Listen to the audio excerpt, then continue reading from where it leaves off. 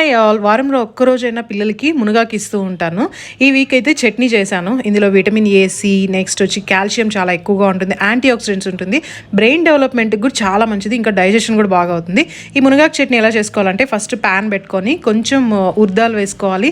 అది స్లోగా లో ఫ్లేమ్లో పెట్టుకొని ఫ్రై చేసుకోవాలన్నమాట. తర్వాత కొద్దిగా పీనట్స్ కూడా యాడ్ చేసుకొని మొత్తం ఫ్రై అయిన తర్వాత ఒక ప్లేట్లోకి షిఫ్ట్ చేసుకొని కొద్దిగా ఆయిల్ వేసుకొని ఒక 10 వెల్లుల్లి, 2 టొమాటో, కోకోనట్ కూడా కొద్దిగా యాడ్ చేసుకొని ఒక 2 చిల్లీ ఇవన్నీ ఫ్రై అయిన తర్వాత కొద్దిగా ఆకు మనకి 2 హ్యాండ్స్కి ఇట్లా హ్యాండ్ ఫుల్ 2 టైమ్స్ రావాలన్నమాట. అంత ఆకు ఫ్రెష్ ఆకు అయితే చాలా మంచి టేస్ట్ ఉంటుంది.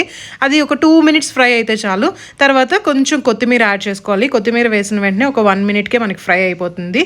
అంతే, కొంచెం చింతపండు యాడ్ చేసుకోవాలి. ఫస్ట్ అయితే మనం పప్పులు కొద్దిగా ఫ్రై చేసుకున్నాం కదా, దాన్ని మిక్సీ పట్టించుకొని తర్వాత ఈ ఆకుది కూడా ఇందులో వేసేసి కొద్దిగా సాల్ట్ వేసుకొని వాటర్ లైట్గా యాడ్ చేసుకోండి, ఎక్కువ వేయద్దండి. గట్టిగా ఉంటేనే ఎక్కువ చట్నీ తినేక అవుతుంది. అండ్ రైస్లో కూడా చాలా మంచి టేస్ట్ ఉంటుంది అనమాట. నేను పిల్లలకి బ్లాక్ రైస్ దోశ చేశాను, అందులోకి ఈ చట్నీ రెండింటి కాంబినేషన్ చాలా బాగుంటుంది. రైస్లో కూడా బాగుంటుంది, ట్రై చేయండి.